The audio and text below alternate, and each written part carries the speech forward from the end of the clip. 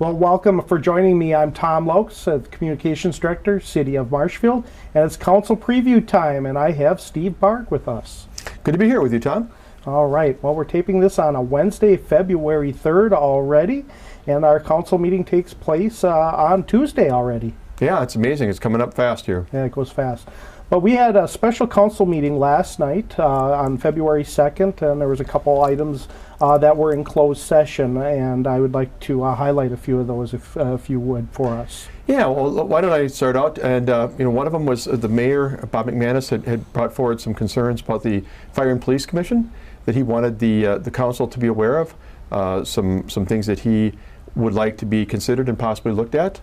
And those were discussed, and he made a presentation, and council asked any questions that they had. No action was taken at this time, but the matter was taken under advisement.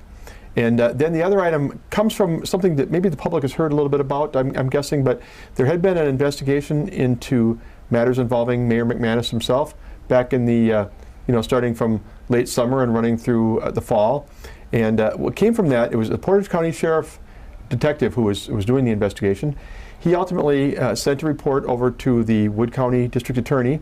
The DA found no reason to be issuing any citations or taking any action toward Mayor McManus criminally, and that was his decision. But the report that came from the Portage County detective has been seen by members of our council, I think all of them now, and we received a complaint from the public as well, and a member of the public asking that we consider taking action against the mayor and possibly terminating him. And you think, well, how can you terminate the mayor? I mean, people voted for him. They voted for the council members. But there is a chapter in state code, chapter 17, probably not used a whole lot, but that does set forth a process for the removal of an elected official on a local body of this nature. So the council did talk about the concerns raised by that complaint in closed session. They came back into open session, and they did make a series of motions, 5 in all, the gist of which is that they are going to be holding a hearing on the matter and determining if it rises to that level. And that'll be coming up hopefully as soon as it can be worked out. And then the rest of the motions really talked about some of the mechanics of that. For example, the council will need its own legal counsel for that because the city attorney won't be able to represent them at that hearing. And some of the other mechanics, as I said, that need to be put in place in order to have the meeting scheduled. So, it's a significant event. I don't know how it's going to turn out, but it's being done orderly. It's being done in accordance with state law. And again, it's based upon a public complaint that we received asking for this matter to be reviewed by the council. All right, Stephen, you'll keep us information to us about what may happen with this, and we'll bring it to the public as you release that information out. Yeah, I'll definitely keep you posted, Tom. We can keep the citizens advised, and that will be a public meeting when that day comes, that hearing. It will not be behind closed doors. It'll be open to the public. I assume you'll be covering it for the city, and anyone who wants to sit in will be able to do so. All right. Well, we'll wait for your lead on that. And now let's talk about what's going to happen in the council meeting on the 9th. We're already there, like we mentioned, and part of this year, 1 month is already down. Let's talk about what's going to be in the consent agenda. Those are items, again, if people don't know what consent is items that were brought forth on other committees, and they are brought in here for consent by the council, but we do pull things out. I believe earlier we were talking about a Board of Public Works, an agreement with Alder Road. Yeah, Adler Road. It's an exciting trail project, and there's projects that we have on the shelf sometimes, Tom, that we need a funding source to make them work. And you've been through the city loop now a couple times on CIP and budget. Finances are tight, and how many of these projects we can afford to do. And you look at a trail project. This is intended to connect the Adler Road Trail from Weber Park to Sycamore Avenue. Great improvement for people who like to get out and about and walk these trails, which makes Marshfield a really nice place. But the total cost is around $500,000 when you look at the construction plus acquiring some easements and small pieces of real estate to make it all work. Well, the city is fortunate to get a grant from the Wisconsin Department of Transportation that's going to pay for a lot of it. The city share, when we're done, will only be about $165,000, which is a portion of the construction cost plus all of the real estate costs. But $365,000 will be paid by the state. So really, we're paying less than a third of the total cost of this project. The goal that we have is to do construction in 2024, but to do that, the design project has to start a couple of years earlier, so we'll be kicking that off as early as 2022. But in order to make all this happen, we need a signed agreement between the City of Marshfield and the Wisconsin DOT. So what I have before you there is a long agreement. It's got all the I's to dot and T's to cross, but that would cement the relationship between the city and the state so that we know that we were getting that money to cover really the lion's share of the construction cost. Well, we have council packets, and people are able to see those. And my question to you is, who has to do all this? Is Dan putting this all this information together? It's quite an extensive process. Yeah, here. well, Dan will be heavily involved in this, and but this agreement, I believe, is a state agreement that came to us from Madison, and this lays out all the expectations to make sure when the state gives you, in this case, nearly $400,000 for a project, they want to make sure that we are doing our part too, and all the expectations of us are laid out as well. So it's really a will do, you do kind of thing, but this particular document was not drafted by our staff. All right. But Dan saw it and went for it a while back, and it took that initiative to do that. Otherwise, it probably wouldn't have happened. Oh, I can't say enough good things about our staff. And I try to do this in the program. Dan Connect, just an outstanding Public Works Director. Others involved in this process will be some of his staff. I know Tom Turchi from the city engineer gets involved in some things. Justin Casperson, our Parks and Recreation Director, involved in the trail system, and he's part of trying to connect these trails so that people, when they go out walking in the nicer weather, which is not going to be the next few days, as I understand it, but they're able to really enjoy this community and really just take in all that it has to offer. All righty.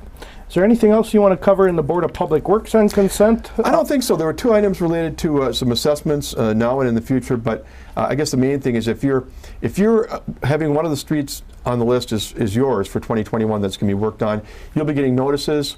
You'll get a chance to come to public information meetings about the project. You'll get a chance to weigh in with any concerns you have about what you're expected to pay. So look for notices to come from the city. You had an assessment on your personal property. I did. Tell me how you felt that process went, just for our viewers, if you would. I can't say enough good things. My wife and I live on North Hills Avenue, up in the north end of town, and the city did a mill and overlay project up there, and did a nice resurface of it. Did a lot of work, a little bit of widening of the shoulder. In our case, my wife and I, we needed to have driveway work done, and then also we asked for an extension of our culvert. And I can't say enough good things about Chris Hawley, the street superintendent, and his crew. And my neighbors felt the same way. The people who live right next to us, they had some questions and concerns about everything from the grading to the hydro seeding, and first-rate people we have working in our street division. And they helped coordinate some of the improvements we were looking for to make it the best possible project. And truthfully, nobody likes to pay money, right, Tom? But the amount that we have to pay came in less than expected, less than the original estimate, even with the culvert work that the city did on our behalf at the end. So, I mean, I got to tell you, if you have a project coming up in your area and you're a little apprehensive, feel free to get those names and numbers at the public information meeting of the people that you can follow up with. We have a great staff. Yeah, that's very important. All right, well, let's move into, I do want to touch base in the finance meeting that took place last night about positions. There's been quite a few lately. Yeah, and that was part of the discussion. The street division, we just mentioned Chris Hawley, the street superintendent, they've seen a lot of turnover in the last 6 months. He's been, before the committee, it seems like as a regular, frequent flyer customer. And, the committee last month was asking, what's happening down there? Why are we seeing so much turnover in your department, your division? So before even getting to the request for the 3 replacements, Tom, I made a few comments, and Dan Connect made some deeper and more substantive comments about why do people leave jobs? What are we hearing when people do exit interviews? They come meet with Jen Rakew, our Human Resource Director, or the comments that they make to their immediate supervisors. Why did you leave? You can't keep everybody.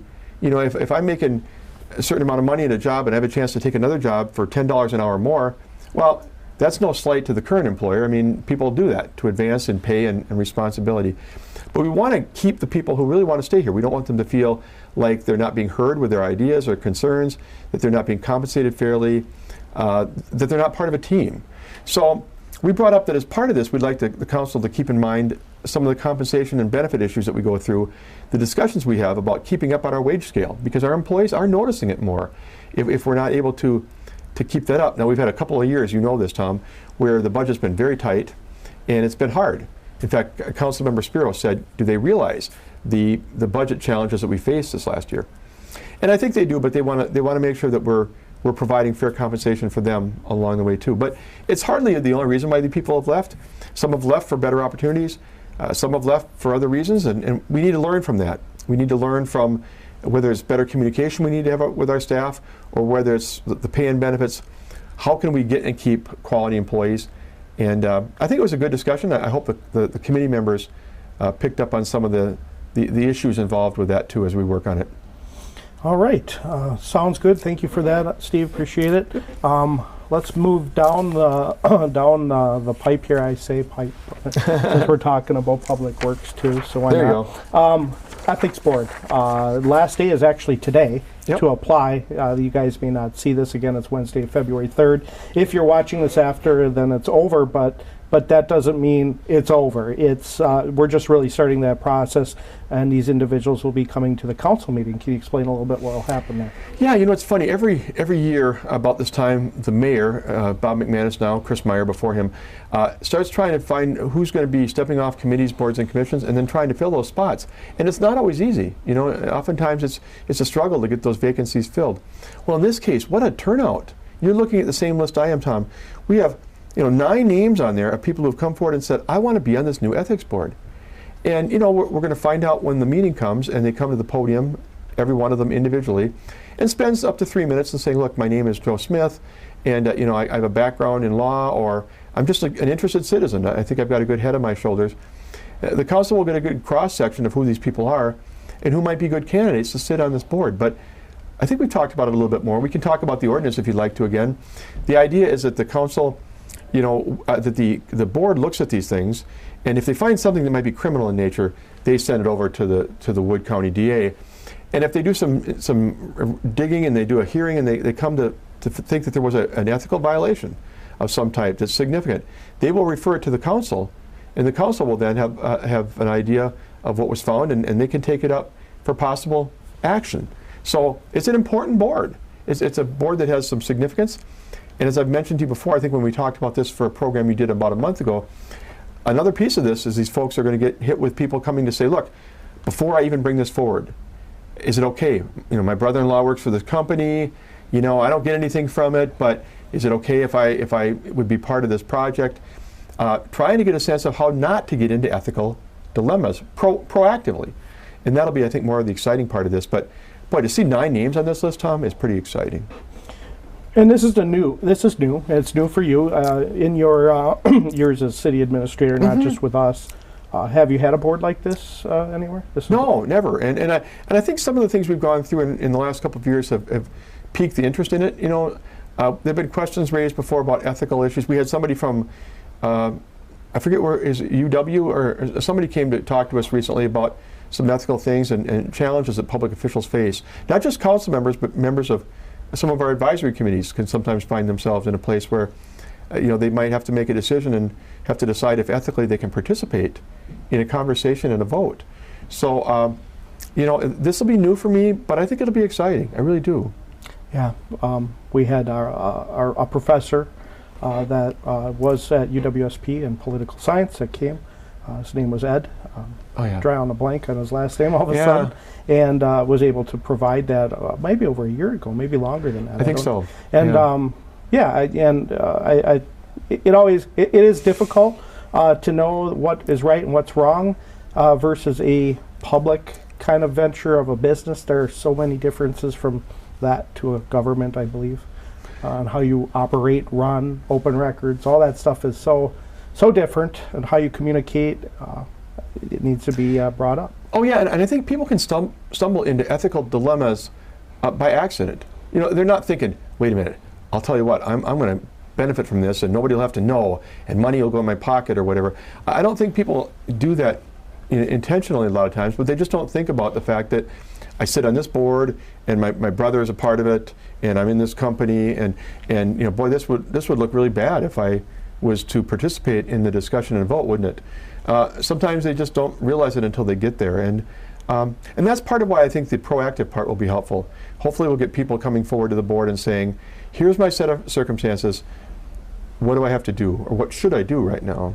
Well, before the night is over at the council meeting, will any of these people know then that this council meeting, will they be chosen? They will, and that's not always the case. With the Utilities Commission in September, we normally have people come to the podium and they talk, and then the council takes it under advisement and votes at the next meeting. But if they want to, they can certainly do what they want to. They're the council, right? But if they want to, on the agenda, it will say that they will be choosing. It says election of board members to various staggered terms. And again, we're going to stagger the terms so that over time we don't have the entire board turning over at one point. That would be bad for continuity to see people who are experienced all leave at the same time. Well, I encourage anyone to tune in on Tuesday night. It's item L on our agenda, so it's a little bit down. Although I think it's going to happen pretty quick. It doesn't look like a real long agenda, so you don't want to wait past too long after 6 if you want to catch that piece and listen and hear what they may have to say at the podium, and then find out who's chosen. And we may find out then. Again, they could motion to I don't want to say stall it, but make it for another meeting. But right now, it's a go. Yeah, and Tom, think how many times you and I have talked about wanting to engage the public. You and David do a wonderful job, and the communications committee as well, by your side, of reaching our citizens, getting them to be part of us. I mean, how exciting is it? I was hoping that we might get 3 or 4 people put their names in the program here. 9, I mean, that's really shows people are paying attention, they're interested, and they want to contribute to their community.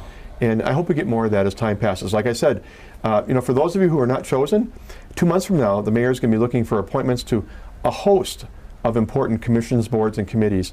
Please consider that even if you don't get this, that you hang in there. You can serve this community. Yeah, definitely. And more people, the better, that engage and participate in local government, because, we've always heard this, that we work for the public, and that is true. I mean, we do serve the public and want to listen to their concerns. It's important. Yeah. So. And what's really exciting about this one, if I can say one more thing, Tom, is the fact that sometimes people look at government and they put us all into one big group, federal, state, and local, and sometimes people don't look at government very fondly. They think that we're whatever, if they think we're just off track or something. But here's the chance for people to come forward and say, look, I want to be part of this. It's easy to say, I wonder if they're doing things right at City Hall. I wonder if somebody's getting a kickback or something. I'm just making this up. But I'm going to get in the program. I'm going to be trying to make sure that we're upholding ethical standards at City Hall. That is really terrific, and it's good to see that kind of turnout for the positions. All right. Well, we'll wait for about a week till that decision is made on that Tuesday. Any other piece on here that you want to talk about? Otherwise, I think we're almost at the end. Well, and there's a couple items for closed session. I think one of the things that I would note is that closed session items, when you and I meet, sometimes I can talk a little bit about it, sometimes I really can't talk much at all. We have an item that we thought was going to be on here that's going to be on later that is part of trying to grow and develop the city. It's always exciting to talk about ways in which we're trying to bring new business to town. I think for this meeting, there's probably not a whole lot I can say about these items. In fact, it's very possible that there'll be no action taken in open session with either of the items that's on the docket right now. But I hope that you follow these at home, because when we do want to act, we have to come back in open session. So you might see an item on the agenda for 2 or 3 months and you're thinking, oh my gosh, what more can they say? When we come to a decision, we've got to come into open session on camera and take a vote to do something in relation to that item. And so we always want to report on those incidents. And I try to do that with you, Tom, even after the fact, if we can cover what decisions were made. Yeah, that really does help, because sometimes it's very short, and we understand that. After they come back in open session, you kind of got to know what they were talking about. If you didn't follow previously, you could get lost and not understand. So it's a good chance to tune into our conversations on a show like this to recap maybe some of those closed sessions that happen at council. So one way or the other, then you can get the information. They can get the information. Right. So. Yep. All right. Well, thanks, Steve, for coming by. Appreciate it very much. And again, people can come to City Hall. They can enter at a council meeting Do you still Yeah. request people calling? I'm just curious on Well, that. we do like them to give us an idea if they're coming, and it says that on all the agendas, just to plan for social distancing. If we get a sense that a lot of people are coming, we'll try and move the chairs accordingly.